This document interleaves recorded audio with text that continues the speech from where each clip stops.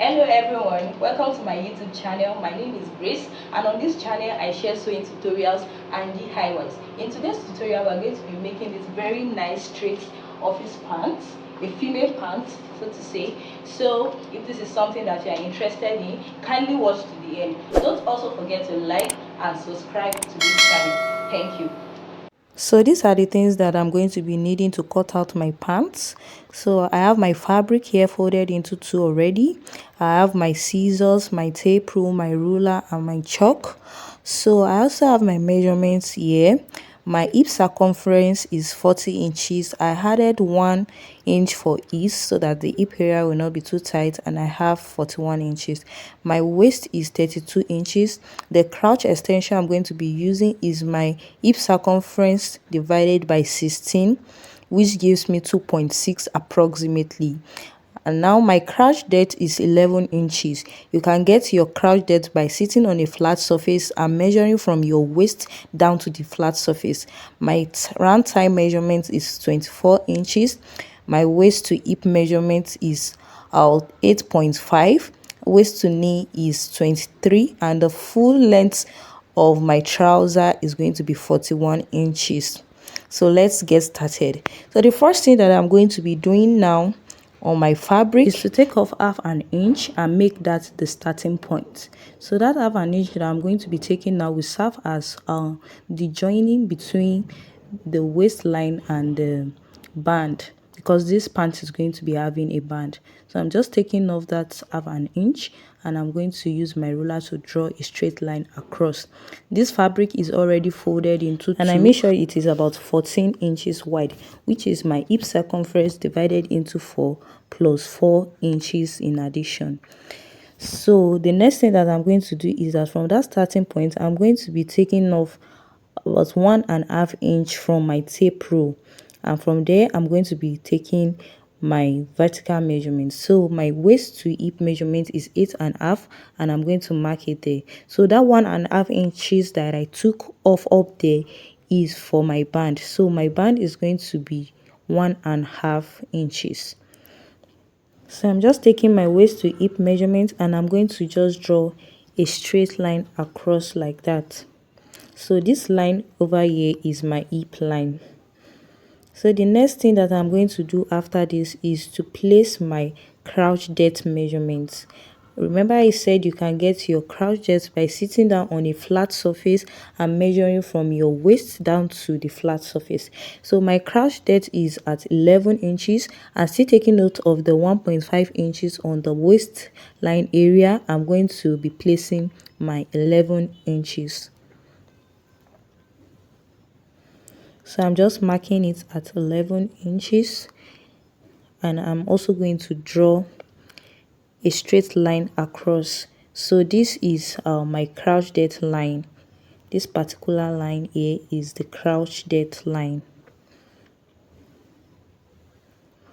So I'll just go ahead and label these lines. That's my hip line, this is the crouch depth, and up there is the waistline. So the next thing that I'm going to do is to take my thigh line. And my thigh line that I'm going to be taking is just 3 inches below the crouch depth line. So I'm just taking 3 inches away from the crouch depth line, and this line is going to be my thigh line. So I'm just drawing a straight line across the line also. Then the next line will be my waist to my knee. I'm still taking notes of the 1.5 inch for the band. I'm going to place my knee measurement at 23 inches. So after doing this, I will go ahead and also draw a straight line across.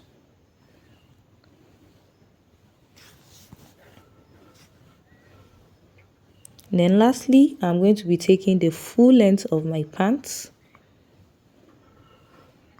at 41 inches, still taking note of the 1.5 for the band. I'm going to be adding about 2 inches to the full length so that I'll be able to fold the pants very well at the end of the day. So though it's not showing on the camera presently, I'm just drawing a straight line across the full length of the pant also. So when I'm done with this, I'll go ahead and divide by my hip measurement by 4, and I'll place what I have on my hip line. Mine is 10.25. I'm going to mark that on my hip line, and I'll add about 1 inch for joining. And I'll do the same thing, place what I have on the hip line on the waistline, and also transfer it to the crouch depth line.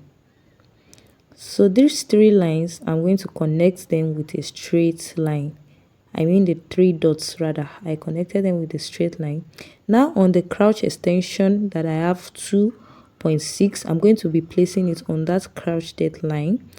So I'm placing that 2.6 and also coming out of this corner by about 1 inch, and I'm going to curve from the hip line to meet the crouch depth like that. So when I'm done doing this, on the waistline, my waist is 32 inches. I'm going to be placing the measurement divided by 4 on the waist. I'll add 1 inch for that and also 1 inch for the sewing allowance, and I'll connect that directly to the hip line. Then when I'm done, I'll go ahead and take the measurements that I have on my crouch depth line. I'll take the measurements, then divide this measurement into 2. Whatever I have there, I'm going to divide it into 2, and I'm going to mark the midpoint on the crouch depth line. And I'll also do the same thing on all the other lines that I have here. I'll do the same thing on the hip line and also on the waistline. So basically what we are doing here is dividing the pant into 2. So whatever you have on that crouch depth line, you divide it into 2 and place it in the middle of all the lines that you have available. So I've done that on the thigh line, also on the knee line. I'll do it at the end of the pants too, and I'll connect those lines together. So I'm connecting it together all the way to the full length of this pants. Now the next thing is to work on the thigh line. The thigh measurements that I have here is 24 inches. That divided by 2 is going to give me 12 inches. So I'm going to place 6 inches on one side of the thigh like this and 6 inches on the other side of the thigh to make it 12 inches. And I'm going to connect from the crouch depth and also from the hip line to meet the thigh line. So next is the knee measurement, but I don't have the knee measurement on my paper here, so I'll go ahead and measure my knee and put it there. So my round knee measurement is 18 inches. So 18 inches divided by 2 is going to give you 9 inches. Then 9 inches divided by 2 is 4.5. So you place 4.5 on one side of your knee line from the middle and place 4.5 on the other side and connect it again like that. So because I want this pant to be a very straight pant, it is what I have on this my knee line that I'm going to place on this ankle area also. I'm sorry that is not showing, but I'm just placing what I have on this knee line also on the end of the pant where the ankle is supposed to be, because I don't want it to be tight at the ankle area. I want it to be very free and nice. So I just connected that to the ankle area. And we are basically done. The only thing that I want to do now is to add a zipper fly to this pant. So I'll be coming out of this side by about 1.5 inch to create a very small zipper fly, because I want my zip to be in front for this pant. So when I'm done doing that, I'll just use my chalk to connect it into the crouch curve like that to make it make sense. So I'll just go ahead and cut my patterns out now because I'm done. So I'll just cut these patterns out, starting from this zipper fly area. I'm just going to cut it. So just watch the way I'm cutting this out. So you could decide to put your zipper at the front like mine. You could decide to put a zipper fly or not. So I'm just putting my own because that's what I want. So you can also place your zipper at the back if that is what you want. So I'm just cutting out my lines, as you can see. Now it's time to cut the back part of this trouser. So I have a wider fabric and longer. So I'm going to be placing my front parts on it like this, and I'm going to be making sure that I have spaces on both sides. So I'm just pinning in my zipper fly area because I won't be needing it to draft the back parts of this pant. So I made sure there's space up there, and also there are spaces at the side. So on this part of the front, I'll be coming in with 2 inches. I'll mark 2 inches, then I'll go out by the side with that same 2 inches. So it's like replacing the 2 inches that I removed. And on that one, I'm going to come up with about 1.5 inches. So this is just to raise the back of the pants. Then from that side, you are going to be drawing a slant line to meet that 2 inches you added at the side. So on the hip line, come out by another 2 inches and make sure they meet. Do the same thing on the crouch depth line. Now on this crouch extension, you can extend it to be about 2 inches and you just draw a straight line to meet. Then from that place you raised, you are going to draw a crouch curve. So I'm just taking off my pins to do that now. So can you see that this crouch curve is not really as curved as the front one, but don't worry, that's how it's supposed to look. So on the remaining side of this, I'm going to be adding 1 inch allowance starting from the tie line. I'll add 1 inch all the way around. I'm sorry the video is appearing this way, but it was when I was recording it I realized I recorded this on slow-mo. So on this other side too, I'm adding 1 inch allowance. So on both sides you have to add 1 inch allowance. So when I'm done, I'll just go ahead and cut this out. So I'm removing my front pattern and cutting out my back pattern. I'm very sorry this turned out this way, but it was a mistake on my part. I recorded this on slow-mo unknowingly, so that is why the video is like this, but I hope you understand. Now it's time to join the pieces together. This is my front part of the pants. So the first thing that I'm going to do is to place where my dart is going to be, and I'm going to be using my bust span measurement divided by 2. My bust span measurement is 8. That divided by 2 will give me 4. And I'm just coming in by 4 inches from that area, and my dart length is going to be 4 inches too. So I marked that, and I'm just going to go ahead and use my scissors to notch that area so that when I get to the sewing machine I know where to sew down as my dart. So I've gone ahead to sew it, and this is what it looks like. So I'm going to be placing them right sides facing each other again, and I'm going to be sewing down that zipper area, but I'm going to start from this area because the other part is going to carry the zip. So I'm just going to sew from that side to the crouch curve area and leave the upper parts. So when I'm done sewing it, this is what it looks like. So I'm going to open this up now and fix my zipper. So the idea of this zipper fly is so that one side will cover the other when we put the zip, and it's going to look really nice. So it's time to place my zipper. I'm going to place the zipper right side facing one of the side, and I'm going to make sure that it aligns to the sewing line like this. So I'm going to be pinning this down so that you see.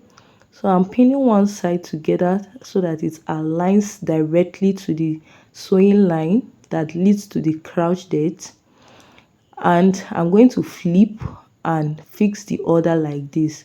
But when I'm fixing this, I'm going to be making sure that it is very close to the other edge.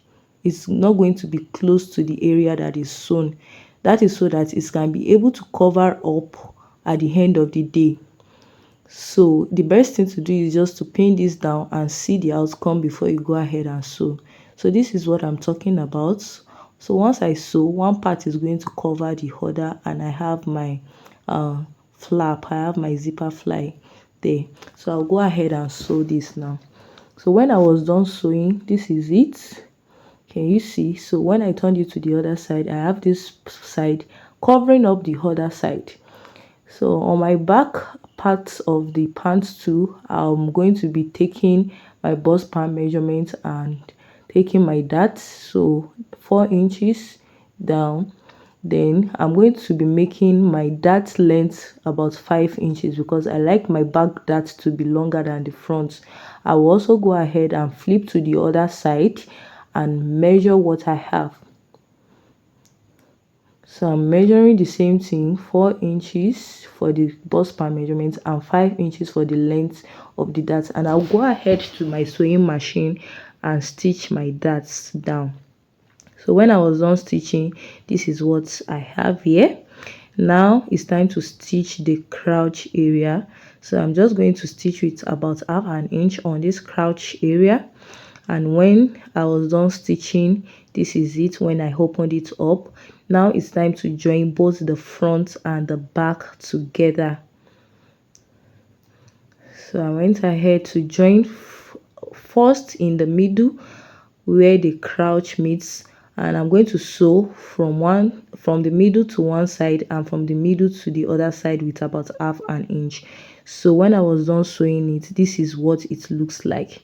So can you see that it aligns so well at the down part? One side is no longer than the other.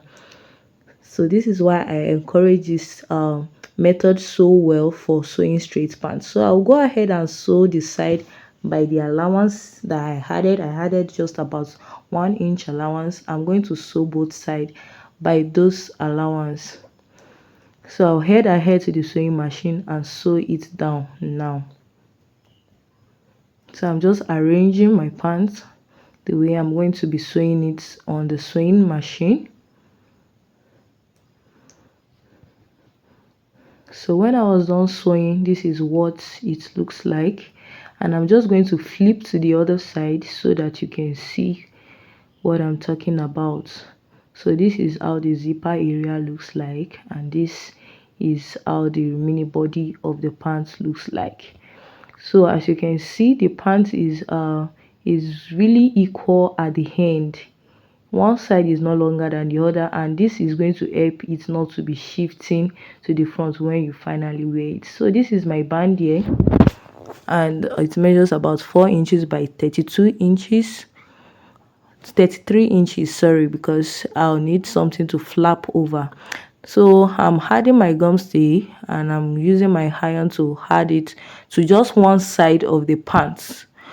So when I was done, I made sure I ironed it down into two, and I'm just going to be flipping it to face right sides each other. So right sides facing each other, and I will sew on one side and also sew on the other end, then turn it over.